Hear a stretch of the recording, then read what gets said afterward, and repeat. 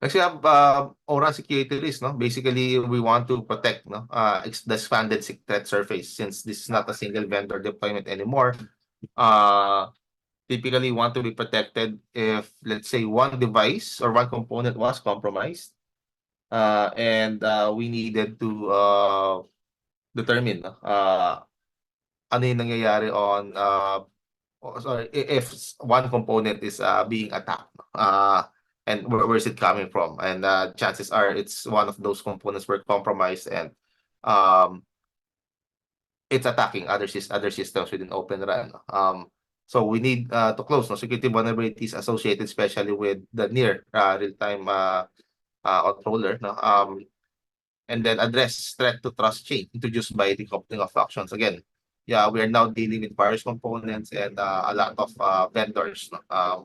And if that one vendor was compromised, like let's say like SolarWinds, when they were compromised, the threat actor had access to their source code and injected backdoors.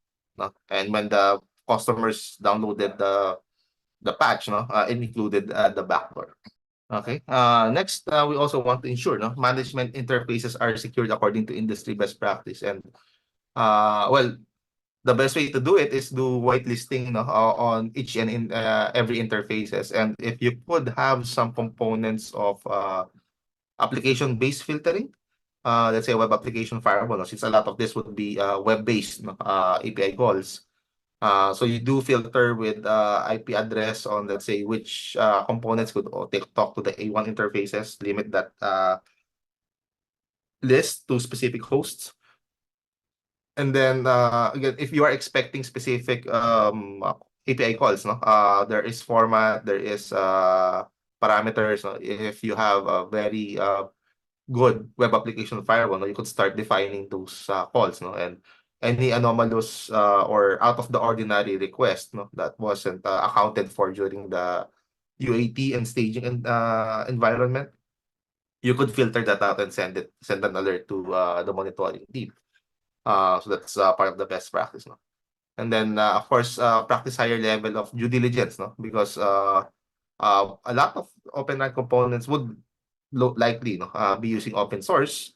And I'm not singling out again Open RAN. A lot of softwares right now are using open source components. So there could be a possibility that one open source module had public vulnerability, and a public exploit was released. So now we have to identify a lot of the libraries that we're going to be using, and be on the lookout if there is a specific vulnerability that was published. We want to assess, are we affected? Is the version we're using affected? What's our level of exposure? Is this component could be reached out by using public traffic, let's say from either from the internet or from the users or subscribers of let's say via mobile phone or mobile data.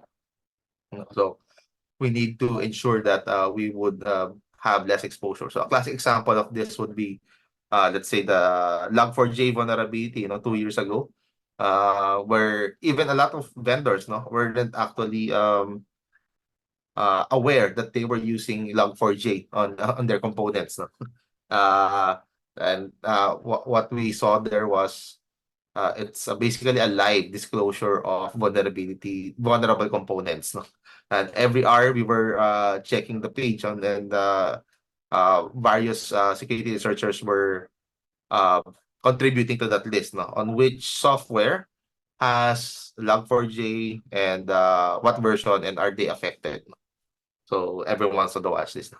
Again, even major vendors like I saw that like VMware weren't aware that some of their major systems were using Log4j as their logging mechanism. And then of course implement defenses from physical attack.